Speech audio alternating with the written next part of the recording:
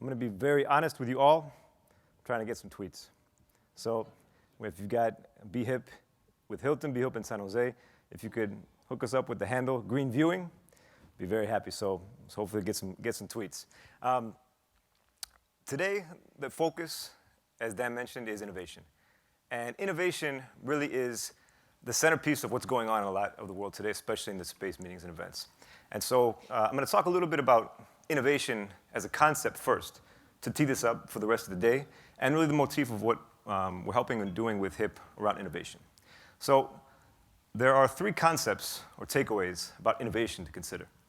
The first is that what is innovation really a lot of times becomes a no-brainer or an aha moment.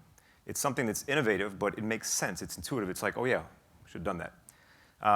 As Will McDonough once told me, it took us 5,000 years to figure out to put wheels on luggage. 5,000 years, right? And suddenly somebody innovated and said, maybe we should do that. No-brainer, right? That's innovation. If you look at the word discover, the etymology, where discover comes from, right? Something was covered or was unseen, and now it's seen. So the idea with innovation also is that the possibilities are endless. We just haven't figured them out yet. They exist, like wheels on luggage or hooks underneath the bar. I don't know how long that took to figure out maybe we should put hooks under the bar for our coats and purses, right? So that's the first part about innovation. Second, innovation today is part of a process because what's innovative today becomes a best practice tomorrow, which becomes the expected practice or the status quo of the future. And so it's part of this process. An example, I flew in from where I live in Singapore earlier this week. Flight Singapore to Tokyo, Tokyo to DC. Had Wi-Fi on the plane the whole time. So if you think about it, I've got Wi-Fi on a plane going exactly across the world. Back growing up, halfway across the world plane travel, not very common, didn't have the internet, right? But now, I'm actually expecting that there's going to be Wi-Fi on my plane when I go halfway across the world. And that's, first off, flying was innovative back in the day. The internet was very innovative, but now it's become expected that there's going to be Wi-Fi on a plane. And that's the change we see, right? So as planners and as venues and as suppliers, you can be innovative today, or you can catch up later once it becomes a best practice. And then finally, what happens to get innovation to become a best practice? What's required is a change in thought. And this is actually the most difficult, but yet the most important. Because for something to take hold, people need to change the way they think and then the way they behave. And that's really what we try to do also. And I'm just going to give one example. Crazy idea back in the day called heliocentrism. So back in the 1500s, there was this crazy idea that the Earth revolved around the sun. Think about that. So it was a completely crazy idea, right? Totally innovative, blasphemous, that this Earth is not the center of the universe, right? The Pope today, the Pope, if this were coming again, he might be an innovative Pope and finally say, hey, the Earth revolves around the sun, but it takes years for that, right? Galileo got put under house arrest for this idea. But in 200 years, we finally took that innovation to become expected, right? You really can't be a human being today and function without thinking the Earth revolves around the sun, but it wasn't always that way. And so it's that transition that needs to happen. But because of that innovation that took hold, that gave birth to the scientific revolution, right? All the discoveries of chemistry and astronomy and physics and everything has some of it in its roots in this change of ideas because innovation spawns more innovation once it can get catalyzed. And so to talk about sustainability, which is where we try to focus, we think that sustainability is really a thought revolution as well. In the same way you had the scientific revolution started with thought, we need to start thinking about the fact that we live on a finite planet with finite resources, and that every single activity that we do, everything we purchase, every travel, energy, lighting, has its contribution to that limit on the planet in a carbon footprint. And so this concept of sustainability and sustainable development is something that also needs to catalyze and become just a no-brainer, an expected practice, and something that's just very common. But we don't have 200 years, we have 20. So with Greenview, what we try to do is be the industry's source to catalyze that innovation in these next 20 years. So I'm going to give 5 trends now, or 5 takeaways on sustainability. First, these concepts currently are on people's minds. They are out there. You've probably seen some of these, and I could cover all these topics if I had more than 18 minutes, but this is the kind of thing we see every day, right? We're starting to see more and more pictures, images of the impacts we have on our planet. We're going to have sea levels rise. We're going to have irreversible effects, the doom and gloom. We see this over and over again, and people start to wonder, what's going on? Is my cheeseburger causing global warming? Should I be worried about this? So I like to think about the transition in segmentation. And this is the study we like to point at. It's actually 5 years old now. But it says from Yale University, what's your view on climate change? And if you see on the left, 13% of the population is alarmed. They're really, really concerned about climate change. On the other end, got my own green clicker, the 25% of the population is either doubtful or dismissive. Now, the problem that happened in climate change and in sustainability discussions is that you have these people against these people.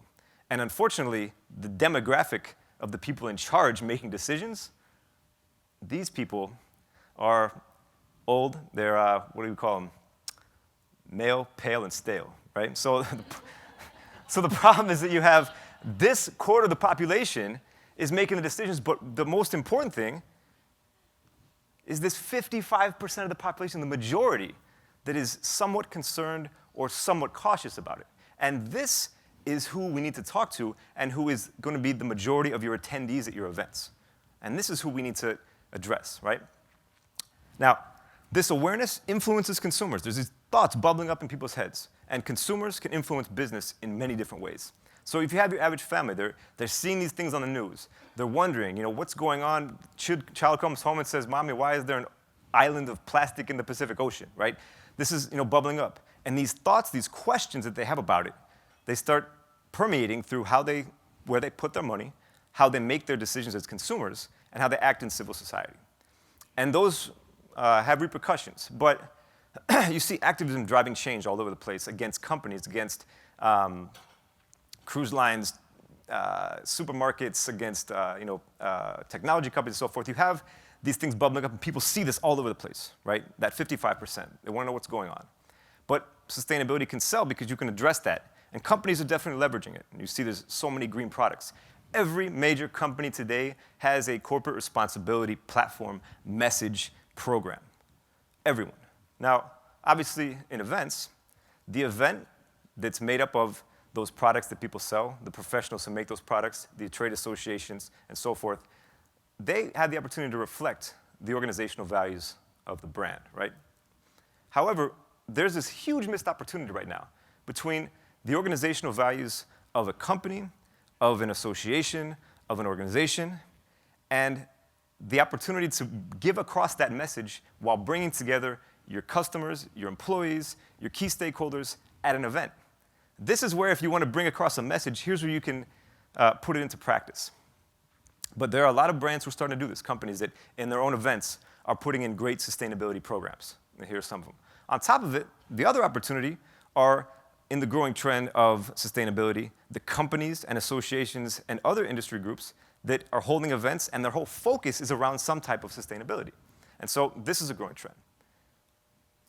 But most importantly today, and I think this is the takeaway for sustainability as well as the rest of the discussion about innovation, is it gets to what you can do to help the guest experience, the attendee experience, visitor experience.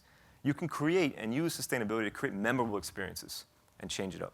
Now, we actually dropped this today with HIP. We launched an event innovation report. We surveyed planners, and we found that a lot of things that are going on that they consider innovative are actually related to sustainability. They just didn't know it. So if you check it out, it's on the app. You can download it. So the boring stuff is what we need to get away from. Focusing on, don't get away with bottled water and put a recycling bin out. We need to get into the encouragement to catalyze the ideas. So here's some things. Example: you have a Think Green space. Put it out there. Part of the event experience.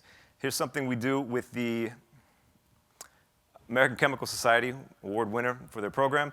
We have a green meeting pledge where attendees can take a pledge to say, I'm going to use public transportation, I'm going to use the app, I'm going to bring my own water bottle, I'm going to recycle, and I'm going to take advantage of the hotel's linen towel reuse program and so forth. And then you embed that, have a contest, who can be green, who wants to do things, and they win an award. Put it into the event itself, you know, an I'm Going Green campaign with a cutout. Put a booth and a pledge and so forth. And then, another idea. Let's have a zero waste event. So we have a cocktail that's all about zero waste. On the trade show floor, we don't put carpeting down, and everything that goes in there is 100% compostable or recyclable, so we have zero waste. And have the event around building awareness. Right? Learning, here's something, Greenview. By the way, Greenview, probably the conference that most vividly lives and breathes this and leaves its impact. And you guys, anybody who's providing services for the Greenview conference in November here in the city will definitely know what I'm talking about in a couple months. But here's a learning opportunity. All the different cool, sustainable materials going on at the show, put up a wall and say, hey, you can come and touch and feel and see what's going on here. Had a booth, put a booth out and say, hey, come and engage, come talk to us about sustainability.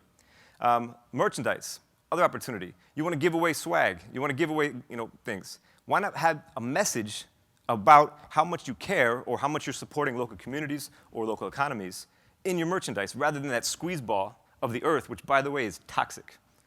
Because whenever you see the squeeze ball, anyway, squeeze balls, that'll be the accepted practice. Don't do that later. All right, food and beverage. Everybody's caring about their food more often. I mean, such a good experience to tell a story about how this food is local ingredients, local farmers, local economies, has a history to it.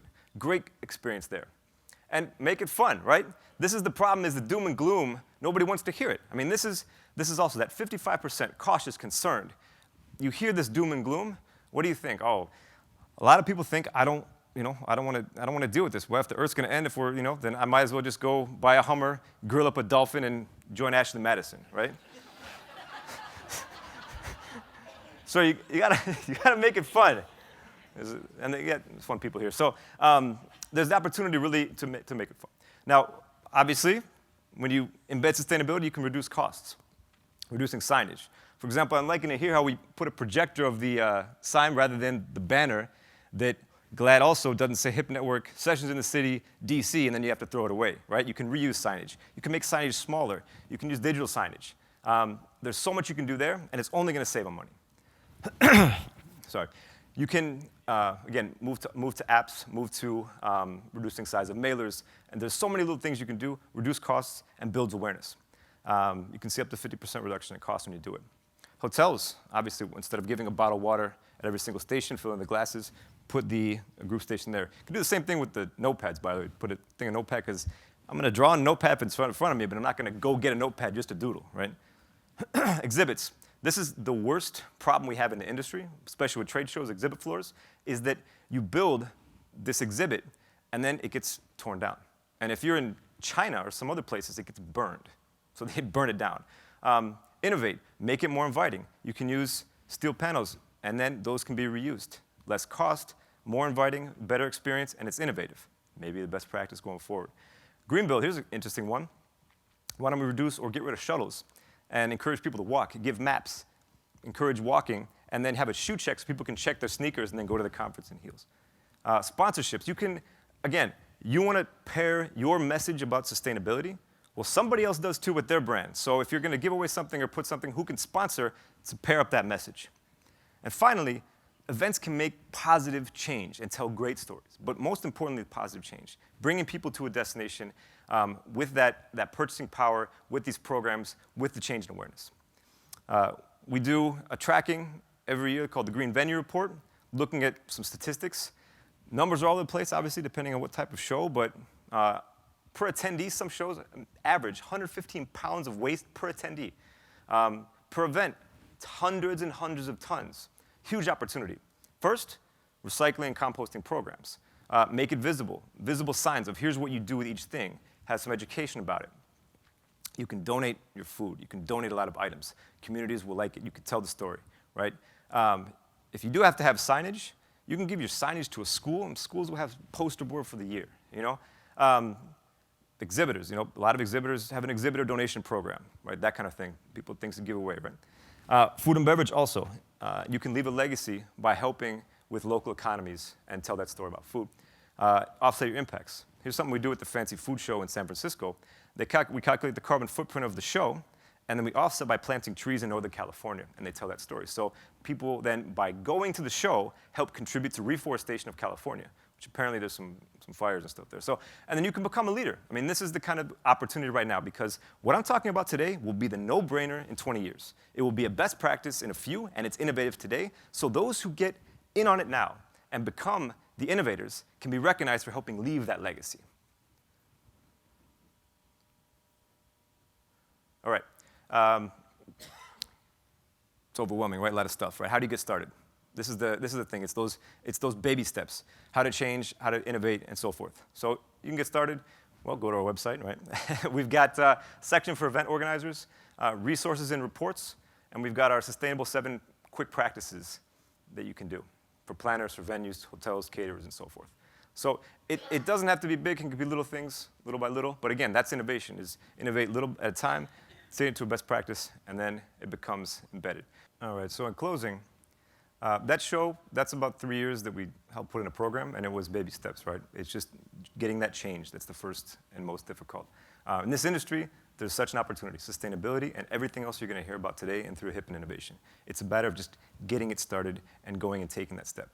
One of the barriers, again, is that thinking. Say, oh, well, I don't want to do that. I've done this and so forth. And the next time somebody says to you, yeah, well, I've been in this business for 40 years. You say, yeah, man, but for the first 20, you're carrying your luggage to your events. Thank you.